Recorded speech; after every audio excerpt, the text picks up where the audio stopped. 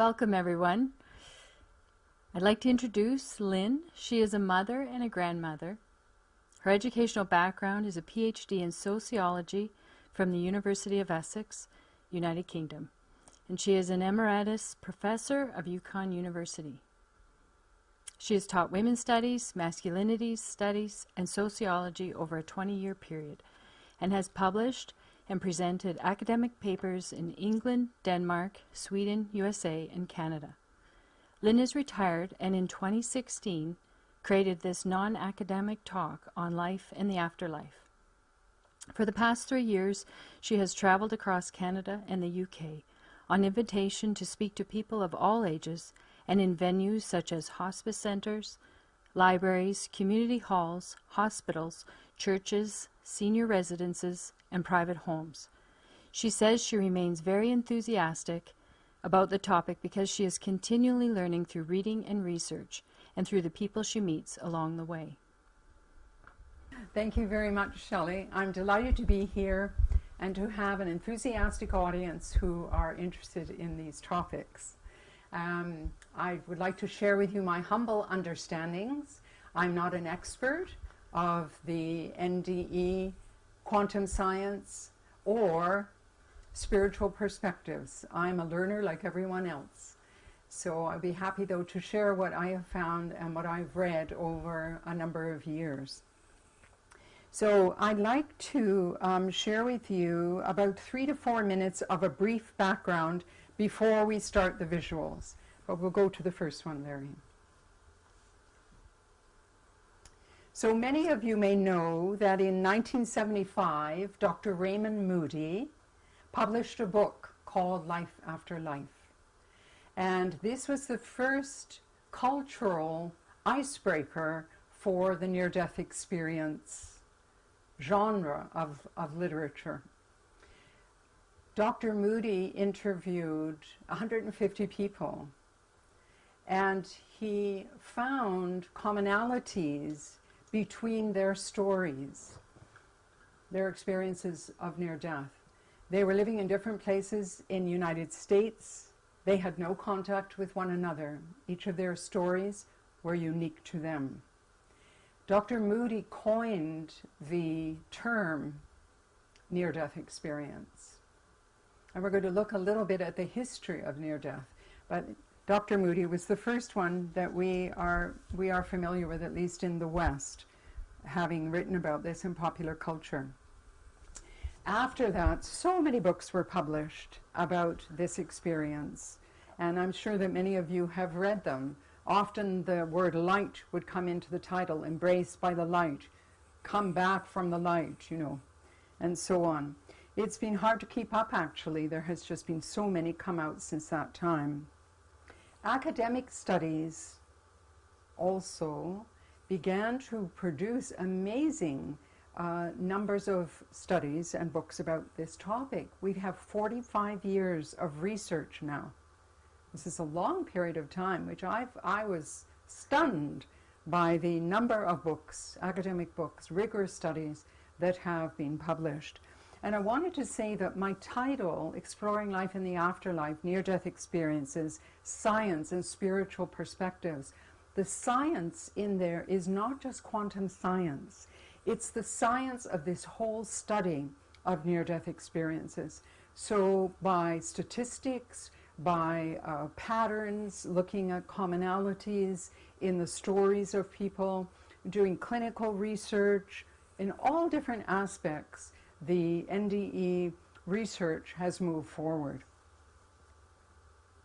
I'm going to share with you some examples of this, actually. In 1985, an International Association for Near-Death Studies, in short IANDS, I-A-N-D-S, was established. And they have been holding conferences since that time.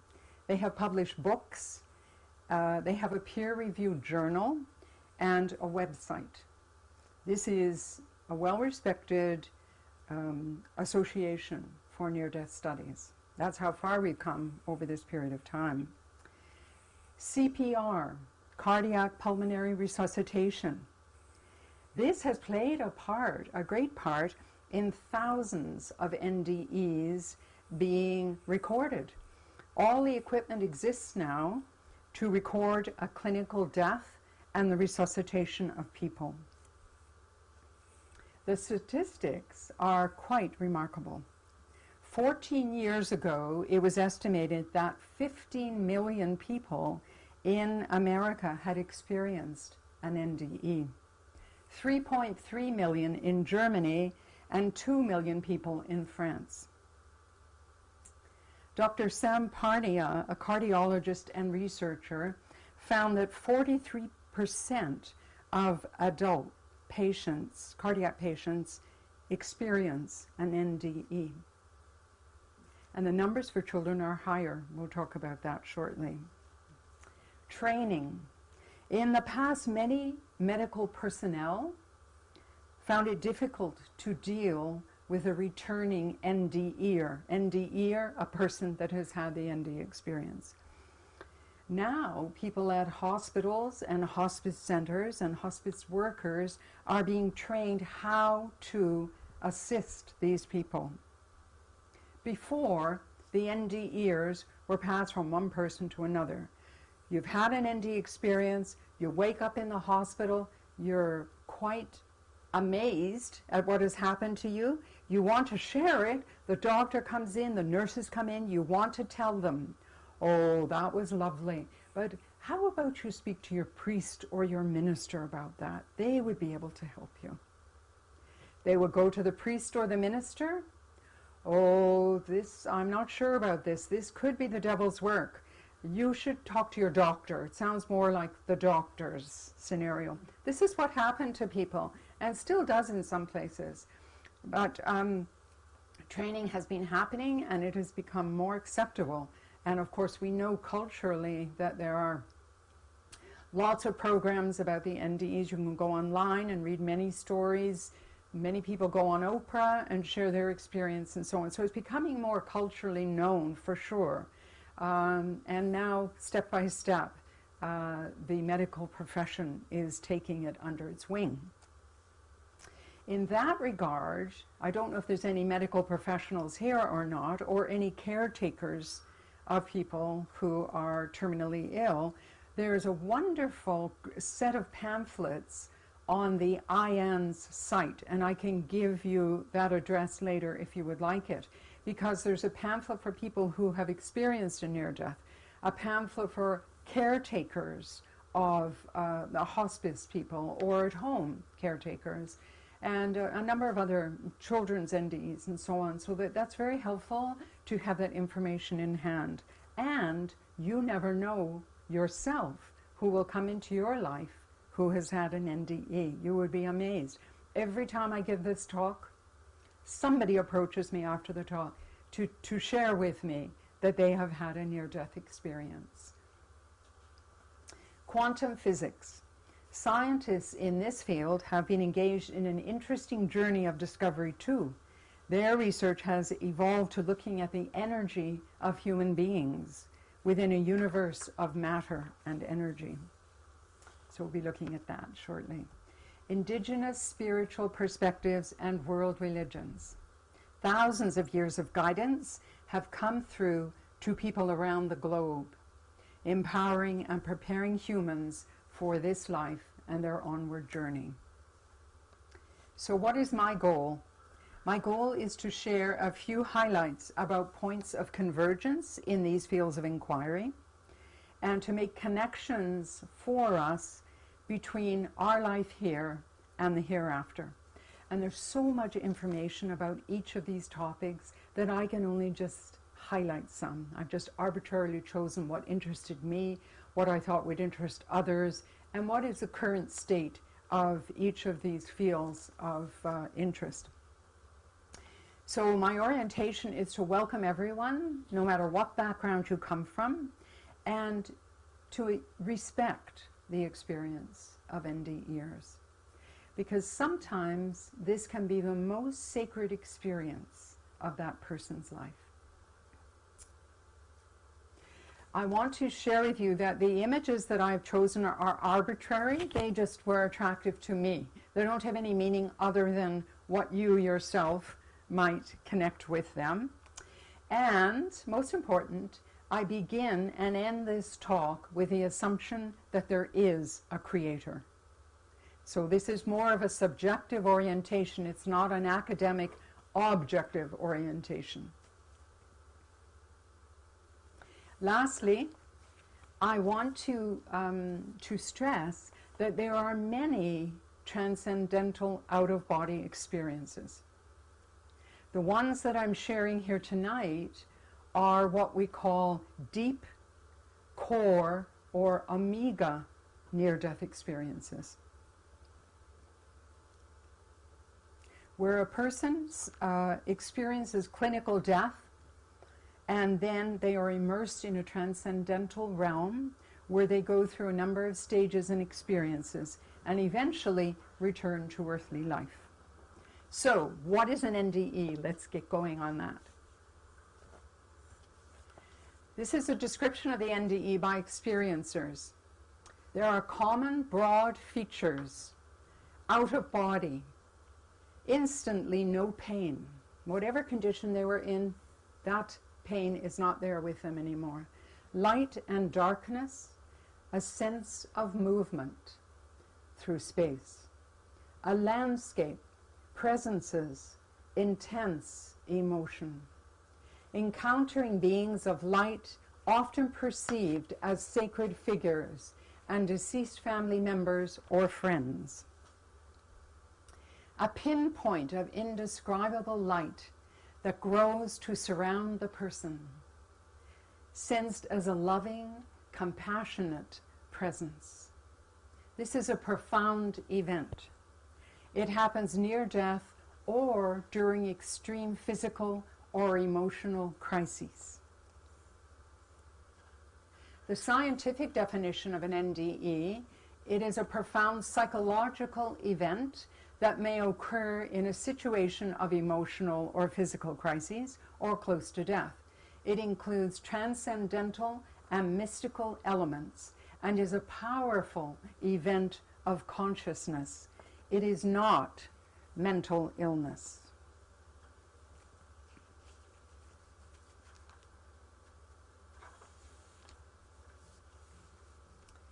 A verified near-death experience is when a doctor or professional using medical measurement states a patient is dead, and then the person later gains consciousness.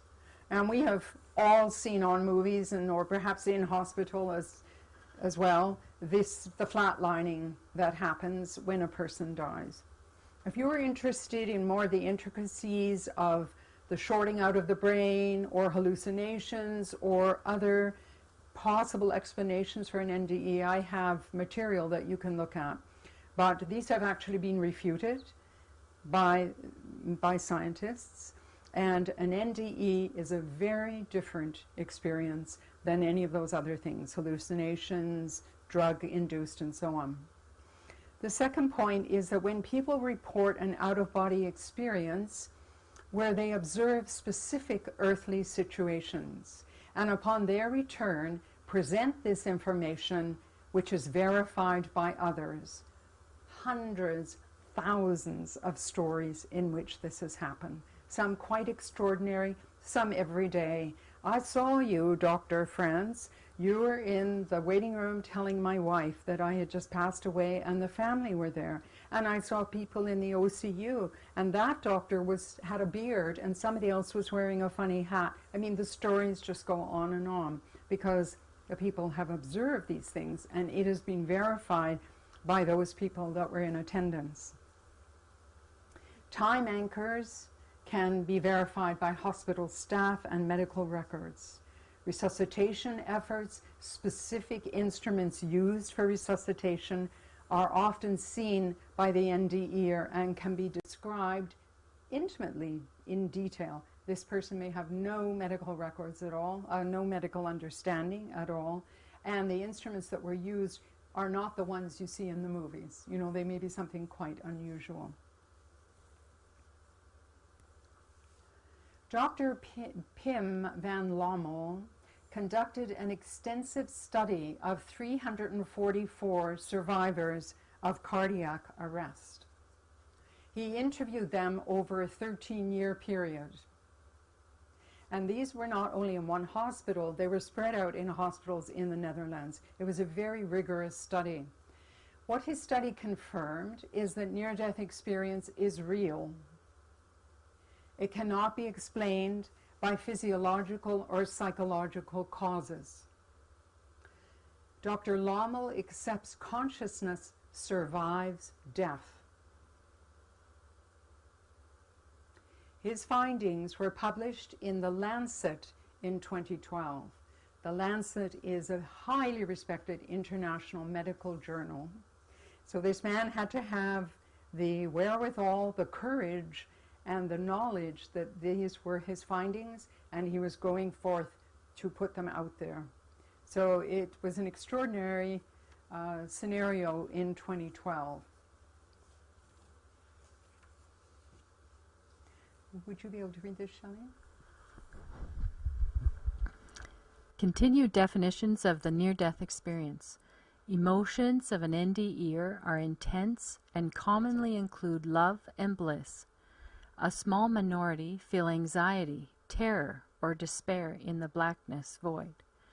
Most people have an unshakable belief that they learned something about the purpose of life. Experience is beyond describing, and words don't do it justice. Most people do not want to return to earth. They realize their true reality is spiritual. Effects of an NDE often are life-changing, and many people acquire gifts.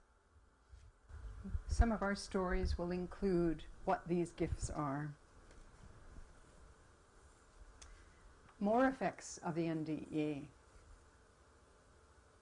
Every single person who has come back from a core, omega, or deep NDE does not fear death, has absolutely no fear of death. They may have a heightened taste, smell, or touch. They may have a sensitivity to light, sound, and energetic shifts. They could have an expanded mental awareness, clairvoyance, telepathy, or spontaneous out-of-body experiences.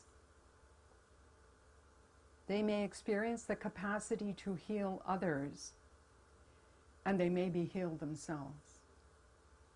There could be possible depression and search for meaning and mission, which can resolve over years. There is an increased ability to know the future and a childlike sense of wonder and joy. Not all NDEers experience every one of these things. Many do experience a number of these elements. Other effects of a near-death experience. The person may be more generous and charitable, less competitive. They hunger for knowledge and learning. They become more detached from materialism. They form expansive concepts of love. I'd like to comment on that for a second. Their concept of relationship can often expand much wider than the family that they were born into. They would start to feel a more universal love for the community, for their nation, and globally. That is a change that they can experience. They have feelings of oneness and connection. They have an empathy for nature and people. They become more spiritual and less religious. They have a belief in the essential underlying unity of all religions. They desire for a universal religion embracing all humanity. So that's a bit of the definitions behind the near-death experience. How long have people experienced NDEs? Is it the Oprah effect? This is a painting called The Ascent of the Blessed by Hieronymus Bosch. He painted it in the 1500s. And as you can see, there is the tunnel, which in the West we have come to associate with near-death experiences. And there are some spiritual beings, some angels, helping the people to go up and into the light. So that's in the 1500s. But the near-death experience historically goes much further back. Records of the NDE experience are ancient. Plato's he mentions the NDE story of a soldier in his book, The Republic. And that was written 381 years before Christ. There are also sets of beliefs in ancient cultures that correspond with NDE features, such as the Egyptian Book of the Dead, Vedic Indian afterlife beliefs, Babylonian, Chinese, Sumerian, Aztec, and Mesoamerican Mayan beliefs. These are the findings of a researcher, Dr. Gregory Sushan, who has authored 2 books about them. He's an Oxford scholar. How do we travel to this afterlife? Well, a person, it seems, that NDE research has shown your religious beliefs, worldview, and cultural experiences shape the kind of NDE that you have. A person, it seems, integrates their near-death experience with their culture's symbols and their own pre-existing belief system. So I chose the cave as a picture because these are examples of cultural expectations. The Japanese may enter caves to begin their journey. Hunter-gatherer societies, indigenous societies, may come to a river, possibly with a boatman waiting to take them on their journey. Europeans often experience a tunnel with a bright light at the end of it. Young children often report that they went through a sparkly tunnel or a rainbow tunnel. The cross-cultural ancient societies that Dr. Shushan identifies say that people describe their afterlife journeys as going home or returning home. And this is through the process of ascent, going upwards. For example, in China, dragons, clouds, and chariots may transport the spirit. In Egypt, a stairway, a ladder, birds, or smoke drifting upward, or a night boat on which to travel. So we can see there are different means according to the culture that you have been raised in and what your expectations are. Interestingly, for very young children, 2, 3 years old, who have had very little cultural conditioning or socialization, when they get language, they may talk about a tunnel. So there have been studies, many studies done with children. So this certainly is not beyond comprehension for us, that there are certain features of a near-death experience that have a pattern amongst many people. So we have explored the definitions of an NDE and their features and after effects, and now I'd like to share a very important principle that comes up in virtually every near-death experience. Remarkably, it is also present in the findings of quantum science, quantum physics, and not surprisingly, it is recorded in religious teachings. A clue is that this principle is critical for our survival here and in the afterlife. What do you think it might be? Any guesses? Well, the consciousness of oneness, one. You will hear this word one or oneness shared many times in this presentation, in these stories, in these teachings. It's interesting. It was stunning to me to find this. A friend asked me, okay, well, what is oneness? It's such an abstract term. What does it mean?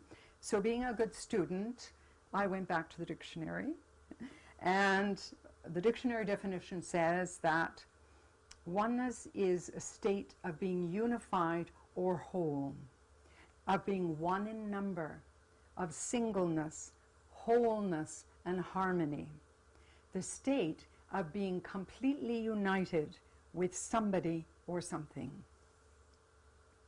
So I'd like to take you through a process here of looking at this concept of oneness through the eyes of NDEs, the lens of quantum science and religious teachings. So the consciousness of oneness, we're going to look at three different aspects of it. God is one, religion is one, creation, humanity is one. So the concept that God is one. NDEs receive the message in the afterlife that the highest spiritual force is singular. One creator, one holy infinite being. God is not many different gods with different titles, but rather understood as singular, as one.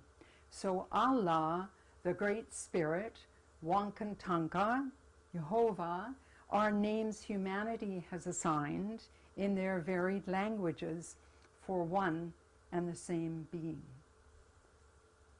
The concept that religion is one, many NDEs say all the religions are from one source and one essence. They are of the same origin. It is the same God that we are talking about, whatever we choose to name him. It is we, the people, who have twisted the original knowledge of truth.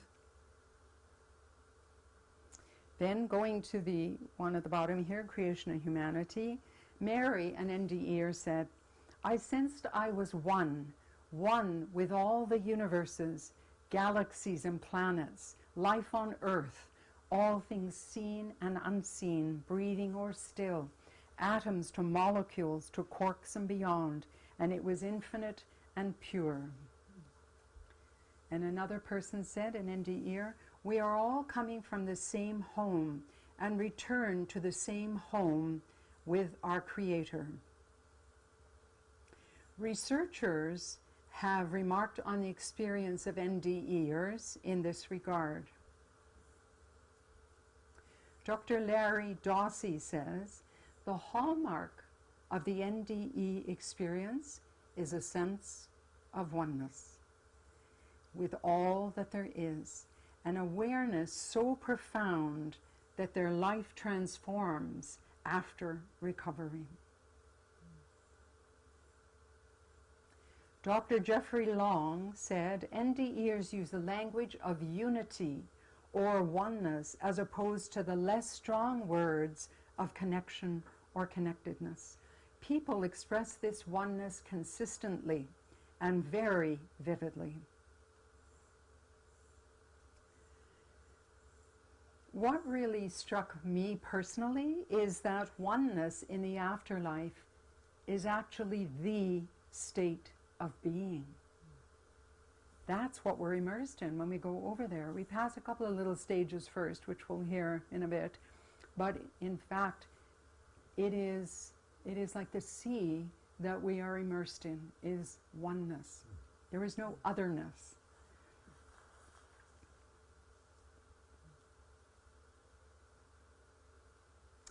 I find this very important and unusual because as people in the West, we are not socialized to understand oneness or to talk about oneness or to explore oneness. We're just not. Whereas in the eastern parts of the world, people are. I mean, you type in oneness online and you will get all of these religious teachings, Hinduism and Buddhism and so on, talking about the oneness of reality. We'll look at that a little bit in a few minutes. So, us Westerners, we may not have been socialized to that idea, but Science is helping out because it's actually giving us visions of oneness. If you want to find the secrets of the universe, think in terms of energy, frequency, and vibration. This is Nikola Tesla. A couple more physicists. Erwin Schrödinger. Quantum physics, he says, reveals a basic oneness in the universe, of the universe. David Bohm. The universe and everything in it, including us, may in fact be a part of a grand cosmic pattern where all portions are evenly shared with every other. The new form of insight can best be described as undivided wholeness in flowing motion.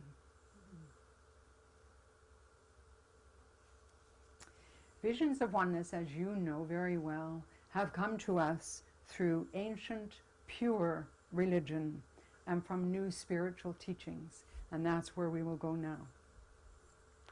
So you recognize some, perhaps all of these divine manifestations of God: Abraham, Krishna, Moses, Zoroaster, Buddha, Christ, Muhammad, the Bab, and Baha'u'llah.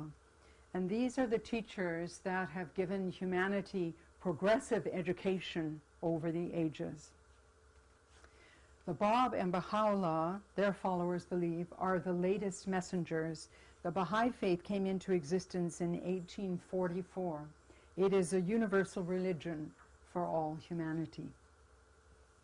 And the pure mission of all of these teachers was to guide humanity about how to live this life and to prepare for the afterlife. I go up like that. So we'll take a look at a few teachings. From ancient Buddhism, all things originate from one essence, develop according to one law, and are destined to one aim. That is from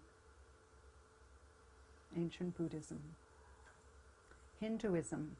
We come from oneness, are born into a realm of dualities, and strive to reclaim a consciousness of oneness.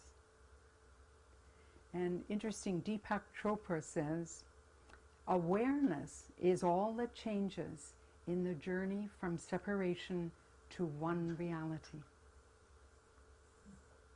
From the new Baha'i teachings, Baha'u'llah says, the prophets of God should be regarded as physicians whose task is to foster the well-being of the world and its peoples, that through the spirit of oneness they may heal the sickness of a divided family. So in this spirit of oneness, of the truth in all the religions, I'm going to use diverse spiritual perspectives during this talk, not just one religion, but diverse ones in the spirit of this oneness. So we're going to have our first near-death experience story now. It is of the gentleman in the center. He Hakasapa Oglala Su, medicine man. He was born in 1863, and his NDE occurred when he was a child. When he was 9, he became very ill, unconscious, and unresponsive for 12 days. His face and limbs became severely swollen, and he lay dying. In this state, he had a remarkable experience. 2 men from the clouds, called thunder beings, visited him. They took him to a council of 6 grandfathers in the axis of the 6 sacred directions. And this is what he said. And while I stood, I saw more than I can tell, and understood more than I saw. For I was seeing in a sacred manner the shape of all things in the spirit, and the shape of all things as they must live together like one being. And I saw the sacred hoop of my people was one of the many hoops that make one circle, wide as daylight and as starlight, and in the center grew one mighty flowering tree, to shelter all the children of one mother and father.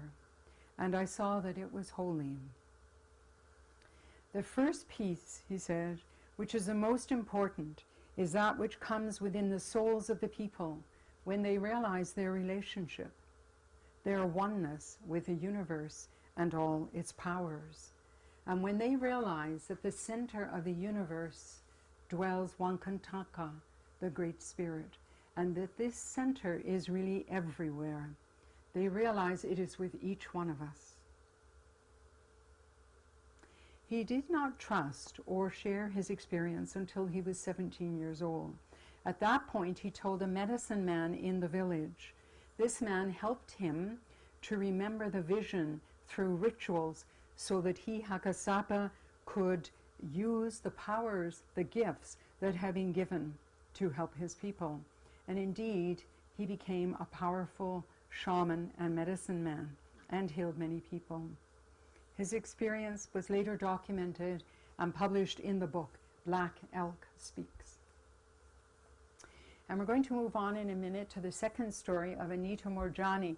But before we go there, I just want to point out these ladies on the right-hand side are all Yukon women, First Nations women. And I've interviewed two of these ladies, and it was interesting that they shared many things about their culture, and I can tell you the story later if you like. But one of the stories that they told me, it wasn't until a year later that I realized that it was a near-death experience story that happened in the late 1800s. So now we're going to move to current times and hear this heavenly NDE from the year 2006. Anita Moorjani. She comes from East Indian heritage and Hindu background. She was born in Singapore and raised within 3 different cultures. In 2006, she fell into a coma after a 4-year struggle with lymphoma cancer.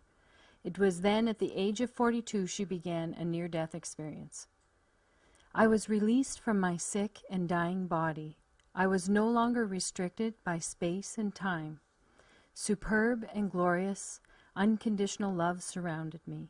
It felt like I had awakened. I became aware of the presence of my father and of my best friend, who died 3 years prior.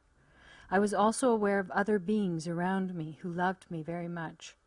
I am not who I thought I was. Here I am without my body, my race, culture, religion, or beliefs, yet I continue to exist.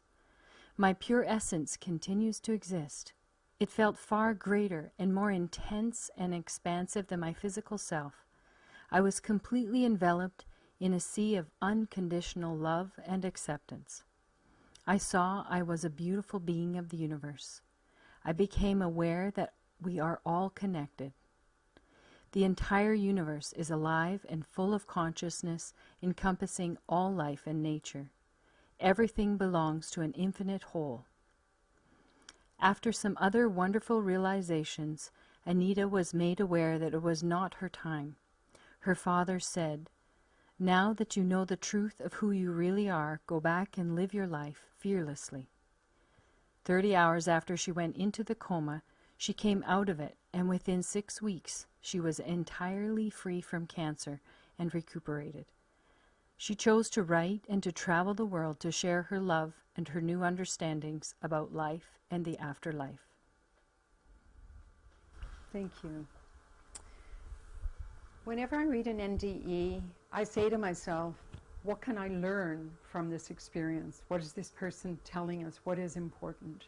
So I picked this NDE for, arbitrary reasons, because I was really thankful that Anita told us what she was in this afterlife condition.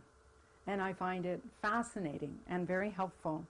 She says that she did not have a body. She did not have gender. She wasn't male or female or any other kind of gender. She had no race, no class, and no culture. Imagine. You're there, and all of a sudden, who are you? Who are you? We are pure essence, she said. We are consciousness. We are a soul. In the afterlife, she also tells us, you are not restricted by time and space. There is no restriction there. You are surrounded by glorious love, and you become aware of the oneness of all creation. What about this earthly body? What about the soul, this consciousness in the earthly body? We are slowed down sound and light waves, a walking bundle of frequencies tuned into the cosmos. We are souls dressed up in sacred biochemical garments, and our bodies are the instruments through which our souls play their music. This beautiful statement is attributed to Albert Einstein. And that now leads us straight and fully into quantum physics. As we said before, scientists in this field have been studying matter and energy at the atomic and subatomic level, and they have moved forward to investigate connections between the human consciousness and the universe. When we consider this world, it is actually just the material level that is comprehensible. The beyond is an infinite reality that is much bigger, which this world is rooted in. In this way, our lives in this place of existence are encompassed and surrounded by the afterworld already. These quotations from the physicists are from the top physicist in their field. So this is Dr. Hans-Peter Dürr. He was former head of the Max Planck Institute for Physics in Munich, and we will go on a couple of more statements from him.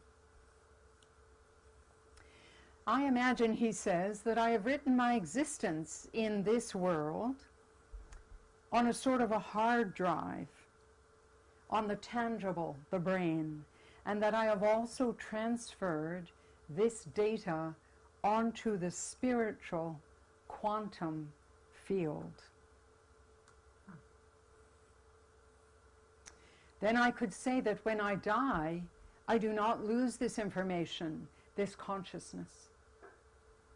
The body dies, but the spiritual quantum field continues. In this way, I am immortal. Isn't it an interesting way of looking at it?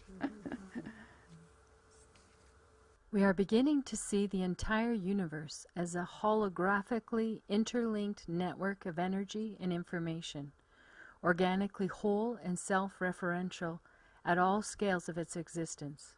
We and all things in the universe are non-locally connected with each other and with all other things in ways that are unfettered by the hitherto known limitations of space and time. Many scientists who are still part of the scientific mainstream are no longer afraid to openly state that consciousness awareness could, in addition to space, time, matter, and energy, be a fundamental element in the world, perhaps even more fundamental than space and time. This is Dr. Peter Fenwick. He's interesting to us because he is a neuropsychiatrist and a neurophysiologist, and he also happens to be the foremost NDE researcher in Britain. And he says if mainstream science is to accept the possibility of the survival of consciousness after death, we will need a very different model of the universe. It will be one in which consciousness is central. This means much of what is science will have to be rewritten. Extraordinary thought. Will all scientists like this? No. The plain fact is that the materialist picture of the body and brain as producers rather than vehicles of human consciousness is doomed. A new view of mind and body is emerging already. This view is scientific and spiritual in equal measure. I don't know if any of you recognize this gentleman. I'll just say that his name is Dr. Eben Alexander. He is a neurosurgeon, Harvard trained, and an NDE experiencer, and has written a book about his experiences. Before he had the NDE, he would have no truck with this kind of afterlife nonsense and so on. After he had the NDE, totally converted, travels the world, and talks with other people about his experience and with other scientists and the medical profession. He risked a lot to come out as he did. So these few slides are just the tip of the iceberg in terms of the writing that is out there about a number of these topics. Just enough to give you a sense that consciousness and oneness is important to some of the scientific community. Now, I had a question, and I don't know if you have the same one. I hope I'm answering it if you do. Are there any distressing near-death experiences? Or is it just all heaven and light and bliss and love? The answer is yes, there are distressing near-death experiences.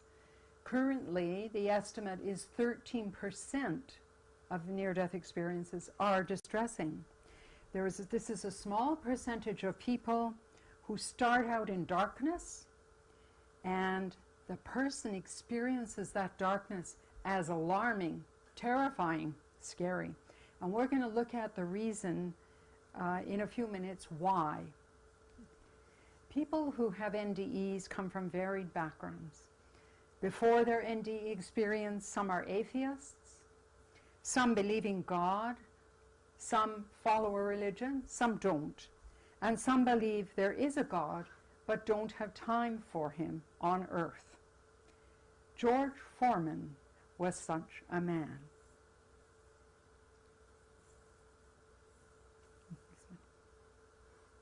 So these are celebrity experiencers. It's always interesting to see that there are people that you know, not personally perhaps, but you know about their lives. And you have seen their performances, and I'm not going to talk about all of them, and there are hundreds and hundreds more, but it's just kind of fun to know that these people actually had an experience and they came out to share it, and it changed their lives often. So we're going to focus on George Foreman, this talk. George, in case you didn't know, and I bet you all do, George Foreman is an American, former two-time world heavyweight boxing champion and Olympic gold medalist. In 1977 in Puerto Rico, he was in a fight with Jimmy Young.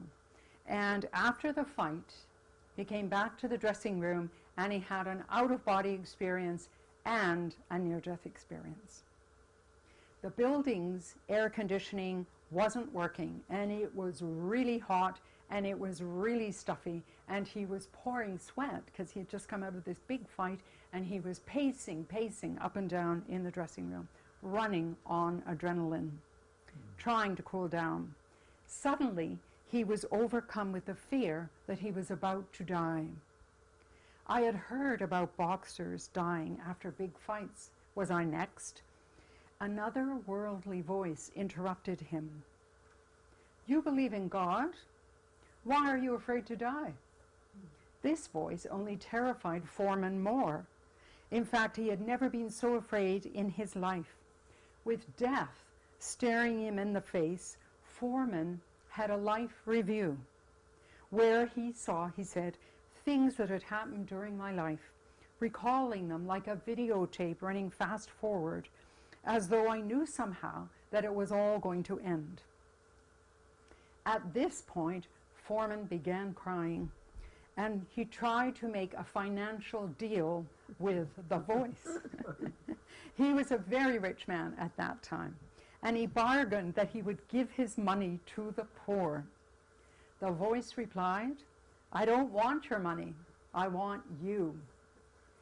Finally, Foreman said, God, I believe in you, but not enough to die. It was then that foreman collapsed to the floor and had a further experience. And he's written a book about this, and all of these stories you can read yourself. I've just taken excerpts from them. He said, "Instantly I was transported into a deep, dark void, like a bottomless pit. I was suspended in emptiness, with nothing over my head or under my feet. This was a place of total isolation, cut off from everything and everyone.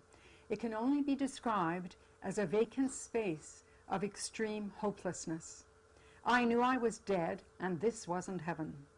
Sorrow beyond description engulfed my soul, more than anyone could ever imagine. If you multiplied every disturbing and frightening thought that you've ever had during your entire life, this wouldn't come close to the panic I felt. Although I couldn't see anyone, I was aware of other people in this terrible place. This place was a vacuum without light, love, or happiness. I had no hope for tomorrow or of getting out. Then Foreman screamed with all his might, 'I don't care if this is death. I still believe there's a God.' Instantly, what appeared to be a gigantic hand reached down into the darkness and pulled Foreman out of the void. He suddenly found himself back in his body. He had a bit of another experience, which I'm not including here. Back in his body on the table in the dressing room. He awoke with great joy. He was no longer in hell, and God had rescued him."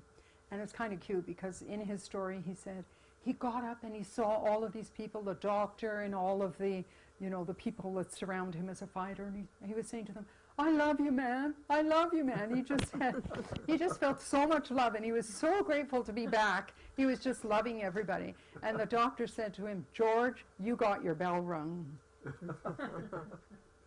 Since his NDE, Foreman says he's no longer afraid of dying. He has a lot of love in his heart. He became an ordained minister, the Reverend of the Church of the Lord Jesus Christ in Houston.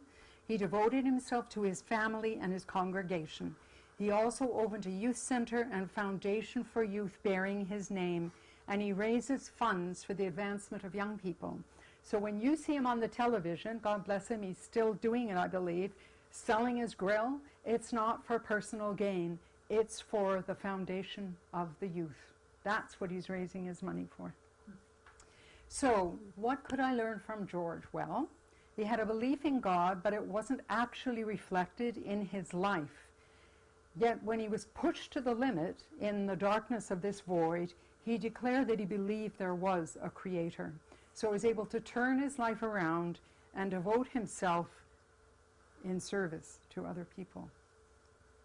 Another NDE experiencer with an extraordinary story, Howard Storm, he said this, "I was stuck in the void. I was stuck with myself in the darkness, beyond life, and it was hell." He admitted he was having to deal with a life that he had lived, his self-centeredness, his selfishness, and his aggression. He was rescued, like George, and he moved out of that void and had a wonderful experience with a spiritual being, and it changed his life. Yes. How we pass over is captured by an NDEer in 6 words. It's easy. We die the life we live. We die the life we live. It seems that we carry over our beliefs or lack of beliefs and our perceptions of ourselves and others with us. That's the baggage that we carry, actually, isn't it? We might not have gender, race, class, culture, but we got this invisible bag that we all are carrying. Here's another perspective. It's easy to be an atheist when you are rich and at the top of your profession. Harder when you are lying on your deathbed. It was a void. The darkness was so dark. There was no light, no tunnel. I felt untold terror. What if there is a hell? What about heaven and hell?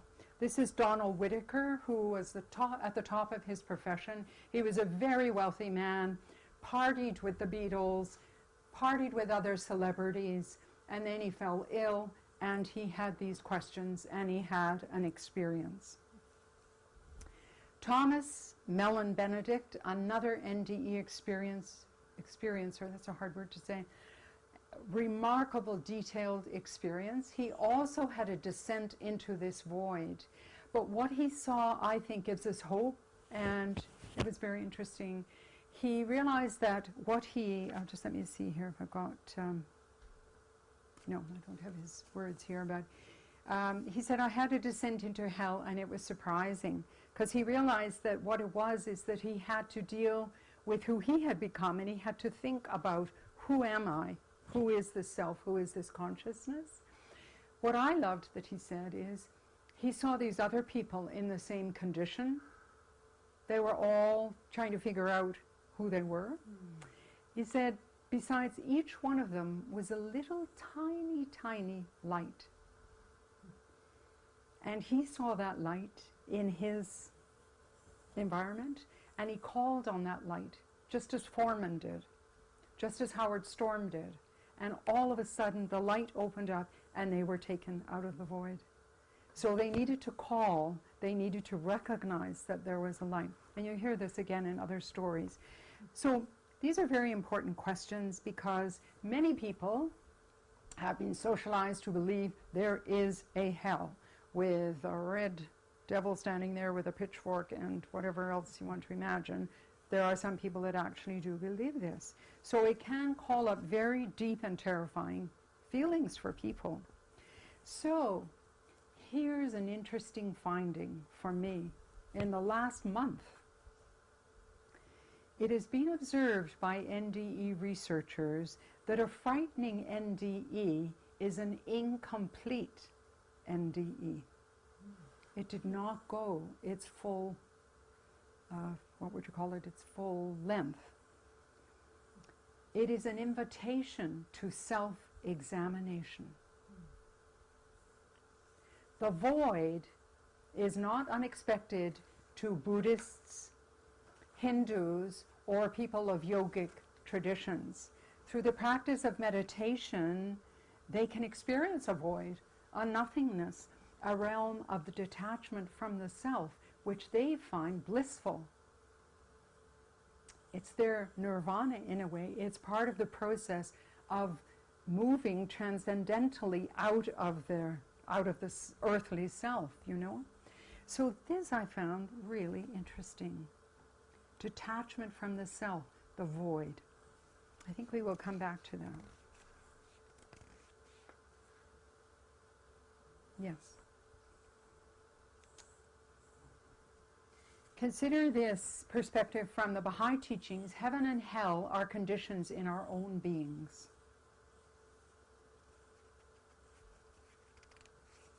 Heaven is a state of nearness to God, and hell is a state of remoteness from God. That certainly seems to be reflected in the stories that we have heard so far. The prophets and the divine messengers have been sent down for the sole purpose of guiding mankind to the straight path of truth. We're going to have a look at this now from spiritual perspectives. The purpose underlying their revelations has been to educate all men that at the hour of death they may ascend in utmost purity and sanctity and with absolute detachment. So again I thought, what is detachment? What does it mean? What are these people, needing to do? And what are we needing to do to achieve a higher energetic level? So the dictionary definition of detachment says it's a state where a person overcomes their attachment for material things. Their money, their possessions, their status, their reputation, their earthly things. But also, detachment is from concepts about the world. Deepak Chopra says detachment is shifting your allegiance away from this material world. And here's some guidance in that regard. Those who remember me at the time of death will come to me. Therefore remember me at all times. Krishna. Meritorious deeds will receive the good person upon his arrival in the next world, as relatives welcome a dear one upon his return. As Buddha. You must remember to gather from this life such harvest as will be of use to you hereafter. Muhammad. The world is like a vestibule before the world to come. Prepare yourself in the vestibule that you may enter the banqueting hall. And this is from Jewish tradition. Love not the world, neither the things that are in the world. If any man loveth the world, the love of the Father is not in him. From Christianity. Those that love the life of the world more than the hereafter, and debar men from the way of Allah, and would make the way crooked, such are far astray. From Muhammad, from Islam. The world beyond is as different from this world as this world is different from that of the child while still in the womb of its mother. This is my joke slide.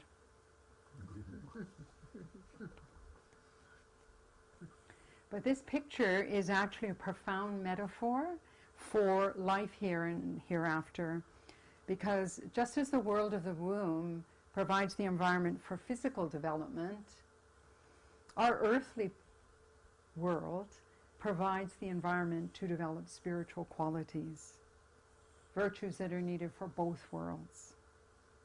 So here's where I'd like to share just a wee teeny bit about children's NDEs. So 85% of children who suffer cardiac arrest have near-death experiences. That's how high the percentage is. Theirs is very similar to adults in that they contain the core experience of leaving their body.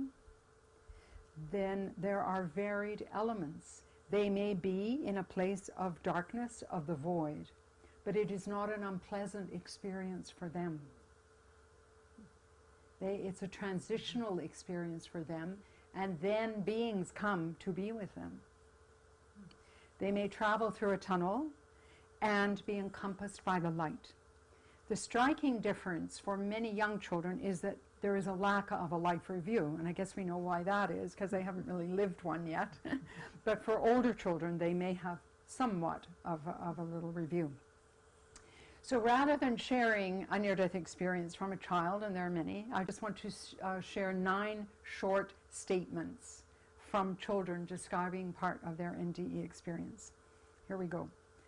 Forget my body, forget everything. I just wanted to get to that light where there were a lot of good things. I was told that life is painful and that I had to go back anyway. When you hurt yourself, everything is hurt. I heard a voice say, "Go back, Bobby, you have a job to do." There was a beautiful light that had everything good in it. And another child, for about a week, I could see sparkles of that light in everything. I wasn't afraid to live again because I knew that someday I would be with that light.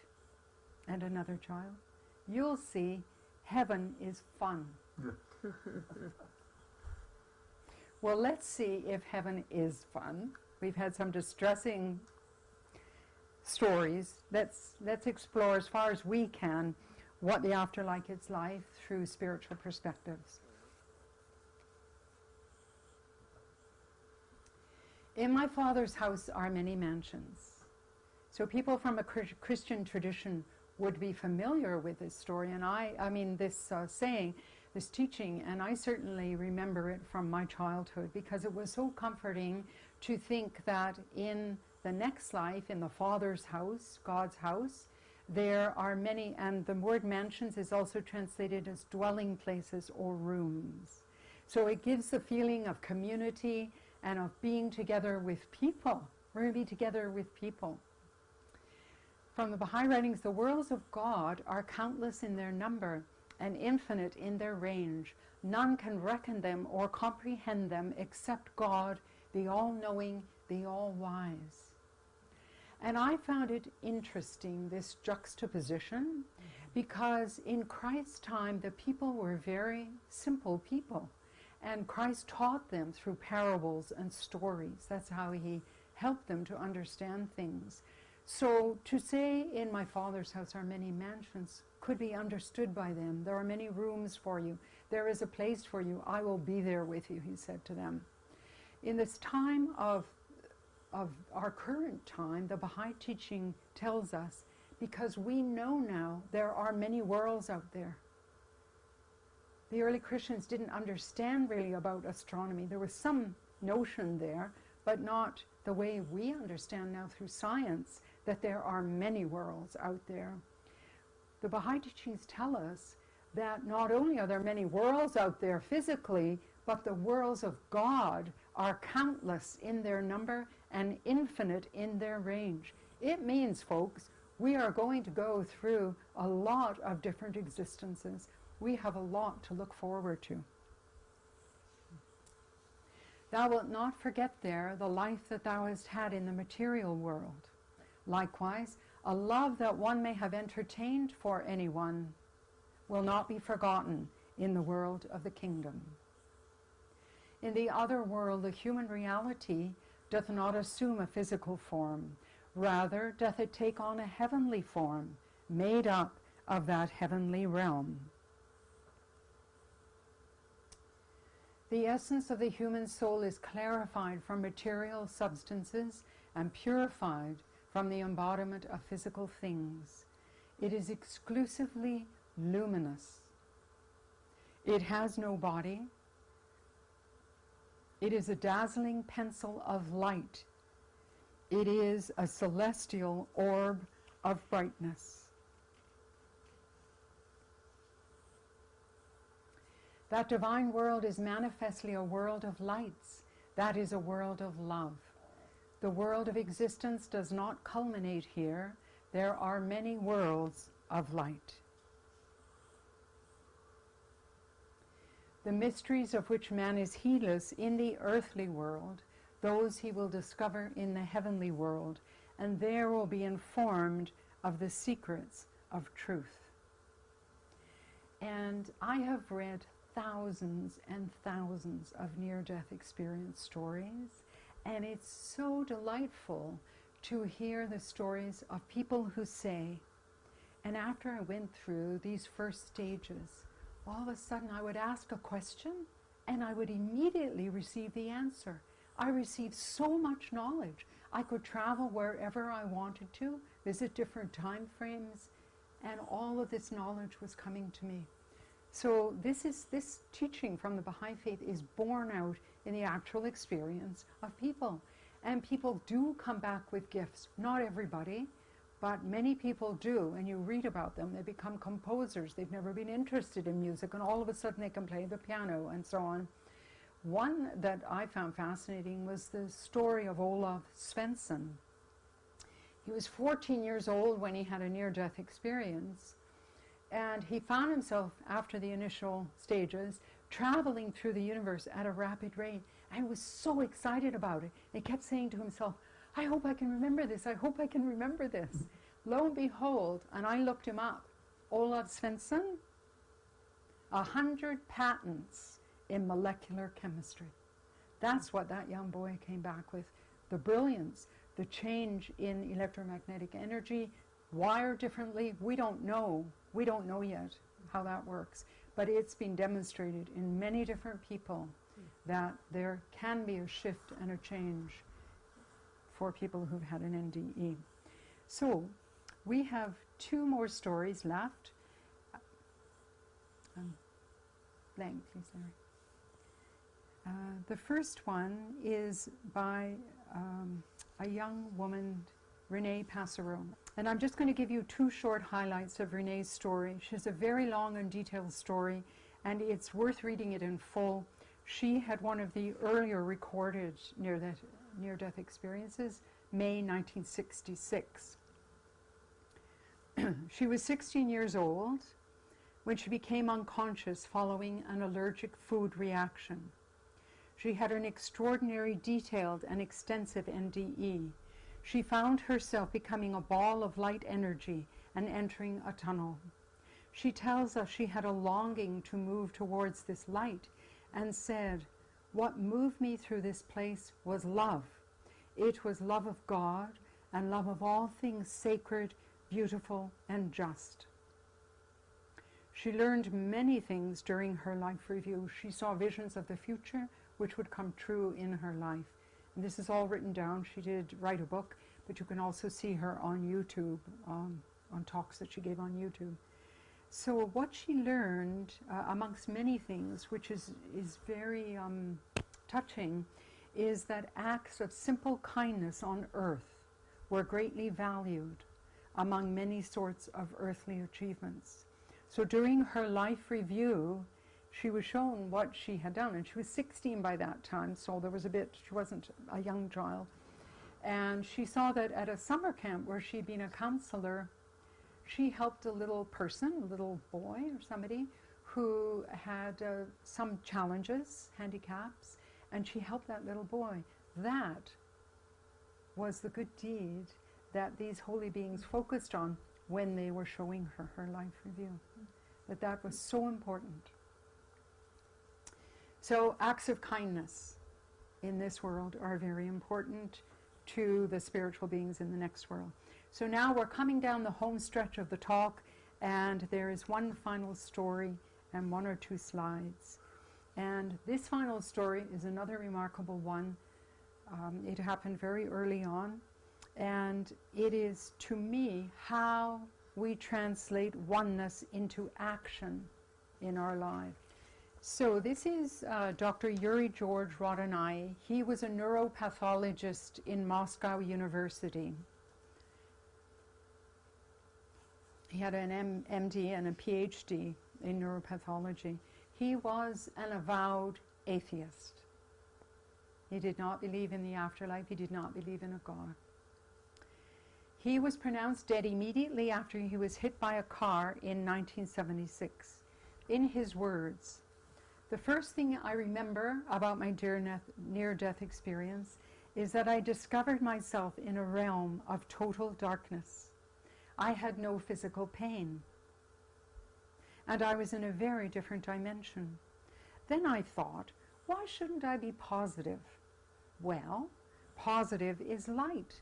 Then suddenly I was in light, bright, white, shiny and strong, a very bright light. I began to feel warm, comforted, and everything suddenly seemed fine. I came to see that reality is everywhere, that it is not simply the earthly life, but the infinite life. Everything is not only connected together, everything is also one.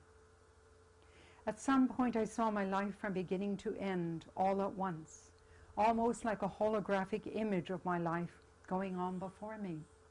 I didn't experience any sense of guilt or remorse for the things that I'd done. All I felt was my life for what it is, and I was content with that."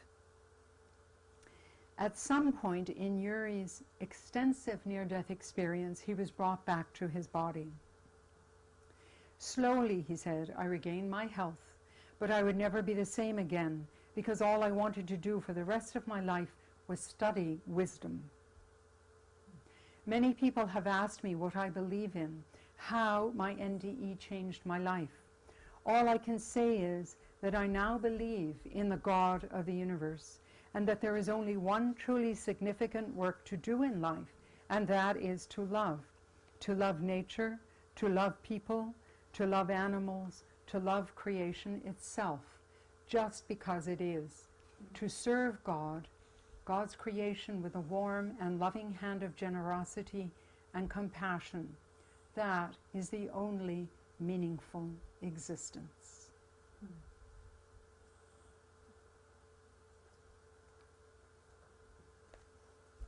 Service. "Wert thou to consider this world and realize how fleeting are the things that pertain unto it, thou wouldst choose to tread no path except the path of service."